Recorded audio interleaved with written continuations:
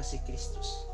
Hari ini kita akan belajar bersama dengan tema hidup dan kematian yang diambil dari Efesus 2 ayat 8 sampai 10. Saya akan bacakan bersama-sama. Sebab karena kasih karunia kamu diselamatkan oleh iman, itu bukan hasil usahamu, tetapi pemberian Allah. Itu bukan hasil pekerjaanmu. Jangan ada orang yang memegahkan diri. Karena kita ini buatan Allah, diciptakan di dalam Kristus Yesus untuk melakukan pekerjaan baik yang dipersiapkan Allah sebelumnya.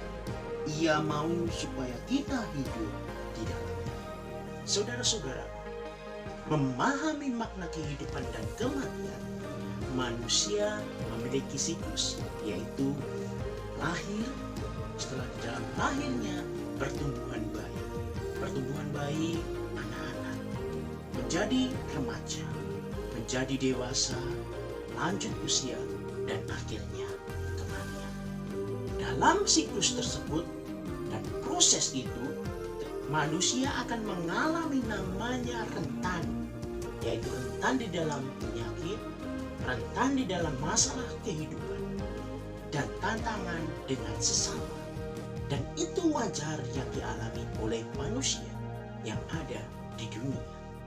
Tidak ada manusia di dunia ini yang akan hidup kekal atau tidak pernah mati. Benar? Semua akan diperhadapkan dengan namanya kematian. Saudara-saudara, bacaan yang kita baca tadi sangat jelas dikatakan di situ bahwa kita hidup adalah buatan Allah. Saya akan bacakan sekali lagi Efesus 2 ayat 10. Karena kita ini buatan Allah, diciptakan di dalam Kristus Yesus untuk melakukan pekerjaan baik yang dipersiapkan Allah sebelumnya. Ia mau supaya kita hidup di dalamnya. Mari kita bersama akan bahas di dalam ayat yang sebelumnya, di dalam pasal 2 ayat 1 sampai ayat yang ketiga. Di situ jelas berbicara mengenai manusia hidup di dalam dosa dan keinginan nafsunya adalah nafsu dunia. Selakiatnya tadi dimurkai oleh Allah. Ketika kita bahas kembali di ayat yang keempat sampai yang keenam, itu berbicara mengenai orang percaya yang menerima anugerah keselamatan dari Tuhan Yesus Kristus, yaitu akan mendapatkan surga kekekalan.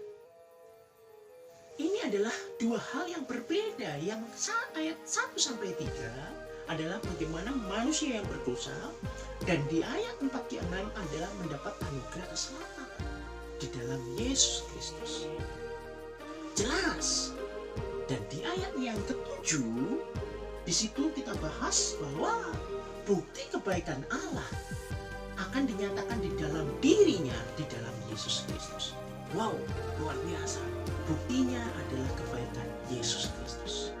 Dan di dalam ayat yang 8 sampai 10 sebuah penegasan buat kita agar kita tahu bahwa keselamatan itu kita peroleh di dalam iman yang diberikan oleh Kristus di dalam kasih karunia buat orang yang percaya.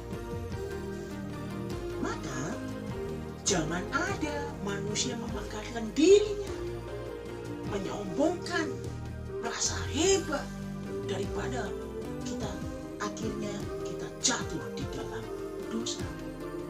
Ingat, manusia yang mendapat kasih karunia Allah memiliki tugas untuk Allah melakukan pekerjaan baik yang sudah dipersiapkan Allah sebelumnya. Saudara-saudara, hidup dan kematian ada di tangan Allah. Paskah mengingatkan kita pada kehidupan setelah kematian kita nantinya. Saya tahu Paskah kali ini saya dan saudara tidak dapat merayakan seperti Paskah sebelumnya. bertahun-tahun sebelumnya. Baru kali ini kita merayakan Paskah di rumah bersama keluarga, hanya melihat streaming karena kondisi wabah corona di Indonesia. Karena ada aturan pemerintah yang melarang untuk kita berkumpul bersama, mengadakan kegiatan gereja. Kegiatan gereja pun di stop karena tujuannya untuk memutus rantai penyebaran virus corona.